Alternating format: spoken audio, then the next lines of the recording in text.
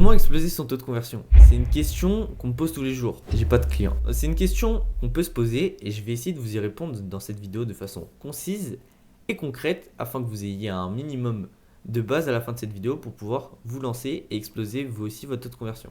Ça va s'appliquer si vous avez déjà une landing page et si vous n'avez pas de landing page. Ça s'applique dans les deux cas, il y aura juste un petit peu de flexibilité et je vous expliquerai à quel moment de la vidéo vous allez devoir être flexible. Donc sans plus tarder, je vais vous expliquer comment on va exploser son taux de conversion. C'est quelque chose qui va demander un peu de temps, un peu de moyens, que ce soit financier ou simplement des moyens mentaux, parce que ça demande quand même pas mal de ressources mentales. Mais on peut trouver des cheat codes qui vont permettre de vous accélérer dans cette quête d'un meilleur taux de conversion.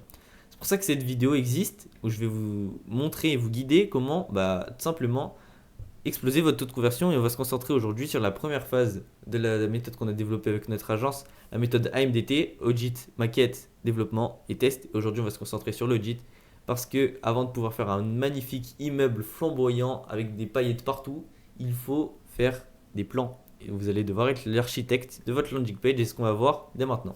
Donc là, on va voir les 5 points à faire avant de passer dans le dur de l'audit de votre landing page. Donc ces 5 points, ils se divisent en deux catégories. On a les points que j'appelle essentiels. Donc ça, c'est si vous avez une landing page déjà au préalable et si vous n'en avez pas. Et on a deux points qui sont tout aussi importants si vous avez déjà une landing page et que vous allez pouvoir passer si vous n'avez pas de landing page. Donc le premier point, c'est l'objectif. Si votre page n'a pas d'objectif, elle est en crise de sens. Tout le monde sait ce que c'est de se réveiller le matin sans objectif. On ne sait pas ce qu'on va faire de la journée. Donc on est perdu et on se retrouve à perdre une journée. Et ben on veut pas que notre landing page elle soit comme nous. On veut que notre landing page elle ait un sens. On veut qu'elle ait une vision claire et nette de là où elle veut être, là où elle veut nous emmener et là où elle veut emmener notre business. Donc vous allez devoir définir un objectif. Vous avez des méthodes comme la méthode SMART pour pouvoir définir des objectifs. Je vous laisse le faire. Mais par exemple, ça peut être je veux que ma landing page en un an elle me rapporte 20 clients et qu'elle me rapporte que des personnes qui sont qualifiées pour pouvoir les aider à, je ne sais pas si j'ai une entreprise de conciergerie, les aider dans le milieu de la conciergerie. Donner des objectifs plus détaillés, le plus détaillé possible afin que votre landing page ait un réel sens et qu'elle ne soit pas perdue en fait. Quand je dis elle est perdue, vous avez compris, en fait c'est vous qui êtes perdu à travers la landing page, donc vous ne savez pas comment les guider, vous ne savez pas comment diriger votre landing page. Mettez des œillères à votre landing page et concentrez-vous sur le plus important. Ne commencez pas à faire des landing pages juste pour qu'elle soit la landing page la plus belle et qu'elle soit sur Pinterest. Ce que vous voulez, c'est vraiment de l'efficacité. Ensuite, on a l'étude de marché. L'étude de marché, j'aime bien dire, ne pas faire d'étude de marché, c'est comme se retrouver tout nu au milieu de la savane. Donc pourquoi c'est se retrouver tout nu au milieu de la savane? Eh bien les méchants tigres, ils vont vous manger, ils vont vous dévorer tout cru. Ils vont dévorer quoi? Vos prospects. Pourquoi? Parce que vous ne savez pas qui sont vos ennemis, vous ne savez pas ce qu'ils font, vous ne savez pas ce qu'ils font de mieux que vous ne savez pas ce qu'ils font de moins bien que vous. En fait, vous ne connaissez rien sur vos ennemis. Du coup, forcément, vous faites avoir et vous commencez à perdre en efficacité, vous commencez à perdre en prospects. Donc, qu'est-ce qu'il faut faire? Il faut savoir qui sont ces ennemis, donc les recenser. Il faut savoir ce qu'ils font de bien, ce qu'ils font de mal, afin que vous pouvez ne pas faire ce qu'ils font de mal et faire ce qu'ils font de bien. J'aime bien dire, il ne faut pas copier ses ennemis, il faut s'inspirer. Quand je dis des ennemis, c'est les concurrents, vous avez compris. Mais du coup, les méchants tigres qui dévorent tous nos prospects, on a envie de ne pas faire les mêmes erreurs qu'eux. Par exemple, ils font des erreurs dans leur landing page. Ce que vous allez faire un audit de leur page et vous allez recenser tous les points forts et tous les points faibles. Et du coup, vous allez comprendre ce qu'ils font de bien, ce qu'ils font de mal. Et vous allez vous adapter ensuite pour pouvoir vous inspirer et apprendre de leurs erreurs, apprendre de leurs points forts. C'est ce qu'il faut faire.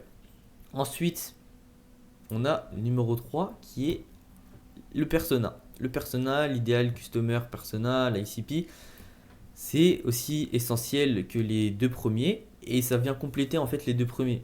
Parce que pour faire un objectif, vous avez parlé de prospects idéal. Et vous allez mettre là-dedans votre persona. Donc, par exemple, je suis une entreprise de test de grossesse. J'ai pas envie que dans mes prospects, il y ait des hommes de 45 ans qui cliquent. Je veux que des femmes enceintes. Parce que sinon, ça va constituer des pertes, ça va constituer des statistiques qui vont être faussées, qui vont être cassées.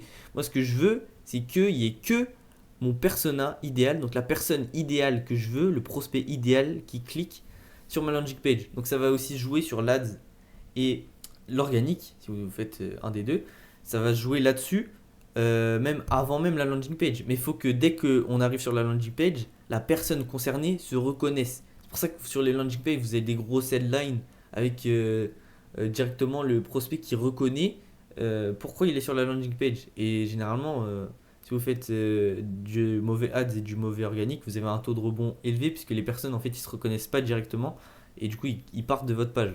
Donc ce que vous allez essayer d'éviter déjà c'est de faire un bon organique et des bonnes ads, mais aussi de vraiment faire un filtre, un gros tri dès le début de votre landing page.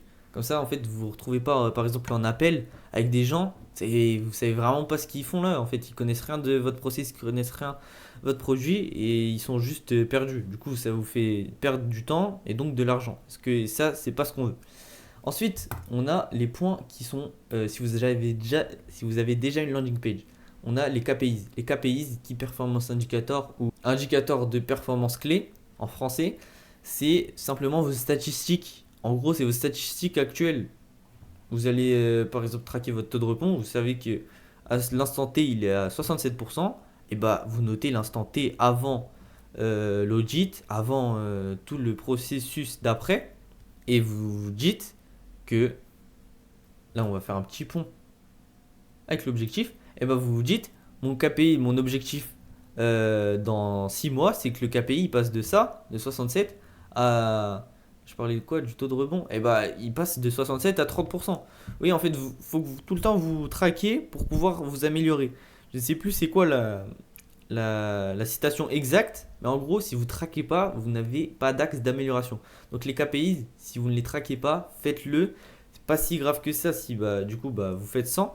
Mais sinon, c'est vraiment essentiel dans votre business, dans votre vie, dans tout. Traquer ce que vous faites. Ensuite, on a numéro 5 qui est de comprendre le parcours utilisateur. Là, ça peut se faire avec des outils comme Hotjar qui vont vous permettre de voir une espèce de charte où les utilisateurs ils cliquent, où les utilisateurs ils font. Vous pouvez voir leur session. Ce que vous pouvez faire, c'est comprendre pourquoi ça bug, pourquoi ça bug, pourquoi l'utilisateur, le prospect, pourquoi il ne se convertit pas.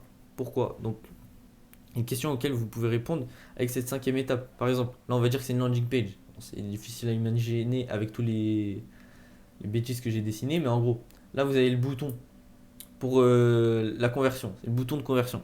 Il est en haut à droite. Et là vous avez la headline et tout. Et là le prospect il arrive. Il est perdu. Vous voyez, il clique là, il descend, il va là. Mais il voit jamais là. Vous voyez jamais le curseur, il va là. Et bah ça c'est un point de friction dans votre landing page. L'utilisateur, le prospect ne voit pas le bouton pour la conversion. Donc du coup, bah, vous pouvez le noter et vous pouvez faire ça à chaque fois. En fait, mettez-vous à la place de l'utilisateur, mettez-vous à la place du prospect dans chacune de vos landing pages. Comme ça, vous allez pouvoir comprendre là où est-ce que ça peut bugger et demander par exemple à un proche, un ami de tester votre landing page. Quand je dis tester, c'est pas de faire une review complète, c'est simplement de se déplacer en fait, de comprendre qu'est-ce qui se passe, quel est votre process, comment ça marche, qu'est-ce que vous dites et où est-ce qu'il peut se convertir en fait. Donc c'est vraiment ça, identifier le parcours clé. Donc j'en profite pour faire ma petite pub. Si vous avez une landing page, vous avez vraiment la flemme de suivre la méthode AMDT avec audit, maquette, développement, test, on l'a fait avec vous et pour vous. On va vous accompagner, on va vous aider simplement à la faire afin de booster votre taux de conversion véritablement. Et petit bonus, c'est gratuit, premier arrivé, premier servi. Donc si vous me faites confiance, allez dans la description, prenez un appel de 30 minutes, je ne vais pas vous manger, je vais essayer simplement de comprendre quelles sont vos problématiques, me mettre à votre place simplement pour vous aider à booster votre taux de conversion. Donc je vous laisse prendre ce petit temps, premier arrivé, premier servi, donc on se revoit en appel. Donc maintenant qu'on a vu tout ça, qu'est-ce qu'on fait? Et bien là on va passer dans le dur. Là on va faire la première étape qui est le recensement. On va noter les points forts et les points faibles et on va les expliquer. Là, on va pas chercher à comprendre comment est-ce qu'on peut améliorer, on va juste les expliquer. Là, pour les points forts, en gros, on va dire ce qu'on a fait bien. Et là, pour les points faibles, on va dire ce qu'on a fait de mal. Pourquoi? Parce qu'en fait, on va essayer de continuer dans le bien et d'arrêter dans le mauvais. Et ça, c'est ce qu'on voit dans la phase numéro 2, c'est la phase de recommandation. Là, ça va être une phase où on va suggérer comment est-ce qu'on peut arrêter de faire les points faibles et comment est-ce qu'on peut continuer de faire nos points forts. Exemple, on a un très bon design. On va noter en point fort. On va se dire, ouais, il faut qu'on continue à garder cette identité visuelle sur toute la page. Et on a un point faible. Les boutons, ils sont trop petits, ils sont illisibles. Et ben, on va dire dans les recommandations, grossir les boutons, agrandir les boutons et changer la police d'écriture. Donc en gros, ça, c'est qu'est-ce qu'on fait pour remédier à ça. Je crois que le diapo est illisible, mais vous m'avez compris. Et ensuite, on a la dernière phase, qui est la phase de commentaires et de questions. Et bien cette phase, c'est simple. Vous allez poser les questions que vous avez. Si vous faites votre propre page, vous n'avez pas trop de questions, puisque normalement vous avez réponse à toutes les questions. Mais sinon, vous pouvez laisser des commentaires pour les personnes qui vont venir après, donc développeurs, designers, pour qu'ils comprennent vos choix, comprennent vos suggestions et qu'ils comprennent ce que vous avez fait dans votre page. Donc essayez d'être le plus clair possible. Et ça, c'est pas essentiel, mais voilà, c'est toujours mieux de détailler un maximum. Donc là, on va passer à comment concrètement faire ça sur un outil. Donc là, je vais vous mettre en description gratuitement, encore une fois, vraiment, vous avez le lien du Notion pour pouvoir faire votre audit. Et je vous explique aussi à la fin de la vidéo comment vous allez pouvoir l'utiliser. Donc une fois que vous avez pris en main le Notion, vous allez faire ce qu'on a vu depuis le début. Donc là, qu'est-ce qu'on a? On a les 3 points essentiels. Donc là, c'est une version ancienne, hein. Dans la description, vous aurez la version nouvelle, améliorée du fichier Notion que j'ai fait. Donc là, c'était une époque où je faisais pas trop 3.5, 3 points essentiels avec les 2+. Là, j'avais mis les KPI là-dedans. Mais en gros, là, on a le premier point, le deuxième point et le troisième point qu'on a vu tout à l'heure. Et là, le KPI, il vient avec les parcours utilisateurs dans les 2 autres points si on a déjà une landing page. Donc en gros, vous allez les détailler ici, vous allez les reprendre et vous allez les écrire ici. Ensuite, là c'est ce que je vous ai expliqué. Vous allez prendre les points forts et les points faibles sur votre page, vous allez prendre un screen, vous les notez. Et là, vous allez les expliquer. Donc qu'est-ce qui se passe en fait? Pourquoi c'est des points forts, pourquoi c'est des points faibles? Ce que vous pouvez faire, c'est mettre un 1 vert si c'est un point fort ou un 2 vert, c'est un point fort ou un 2 rouge, pardon, c'est un point faible. Enfin, bref, vous vous débrouillez là-dessus. Et vous faites ça de la page de haut en bas. Vous faites tous les points de la page que vous trouvez. Ensuite, on met des commentaires, des questions. Bon, là, j'ai donné un exemple, taux de rebond, par exemple. Et puis après, on a la phase de recommandation que je vous ai déjà expliqué avec le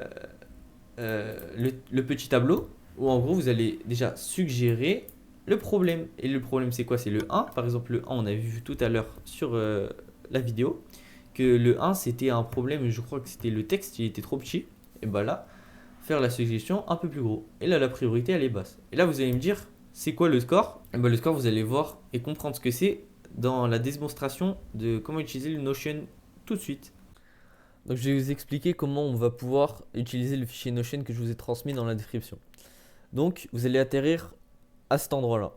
Donc, premièrement, ce que je vous conseille de faire, c'est d'aller directement dans la template à vide. Vous sélectionnez bien comme ça et vous attendez de voir que tout soit bleu.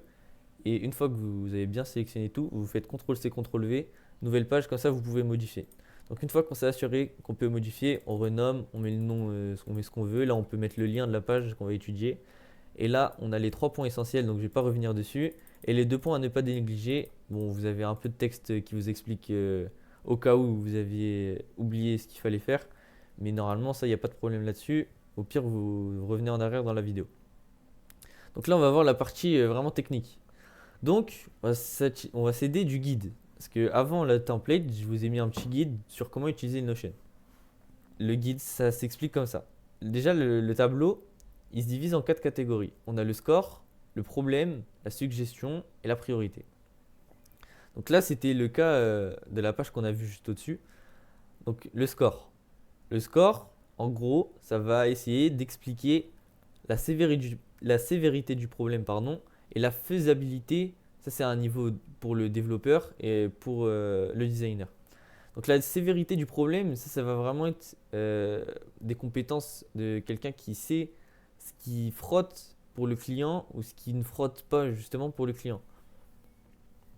Donc la sévérité du problème, elle s'explique de S0 à S4. Donc S0, c'est un problème qui est pas notable, en fait, il n'y a pas vraiment de problème. Et S4, c'est que là, il y a vraiment un énorme problème pour l'expérience client. Genre, vraiment, c'est compliqué. Et ensuite, vous avez la faisabilité. La faisabilité, bah, c'est dans le mot. C'est F0, c'est facile à faire. Vraiment, votre développeur, votre designer, il ne va pas se casser la tête à faire ça. Ça va pas être très long. Et F4, ah là, vous lui envoyez quelque chose d'assez compliqué à faire. Il va devoir fournir des efforts et ça va demander un petit peu de temps. Donc vraiment, ça, c'est pour se donner une idée un petit peu du problème sans même regarder le problème et la suggestion. Donc maintenant que vous avez pris en main le Notion, vous savez faire un audit, et bien faites des audits pour vos pages. Entraînez-vous et continuez de faire des audits pour vos pages. Et aussi, n'oubliez pas, faire des audits pour votre étude de marché, c'est très important. Mais si vous n'avez pas le temps, si vous n'avez pas le courage de faire toutes ces choses, eh bien, vous pouvez simplement prendre un appel dans la description et je suis là pour vous aider avec toute mon équipe. On va s'occuper de l'audit, la maquette, du développement et des tests jusqu'à votre pleine satisfaction. Et c'est 100% gratuit pour le premier arrivé, le premier servi. Je vous laisse aller dans la description. Je vais pas vous manger. On se fait confiance. Ok, donc mon téléphone il s'était éteint à ce moment-là. N'hésitez pas à me donner des conseils pour améliorer la qualité de mes vidéos dans les commentaires. C'était ma première, je suis désolé s'il y a eu des problèmes. Mais sinon, vraiment, je vous remercie de votre attention et en espérant vous avoir aidé. Et bonne fin de journée, bonne fin de matinée. Je sais pas quand est-ce que vous voyez.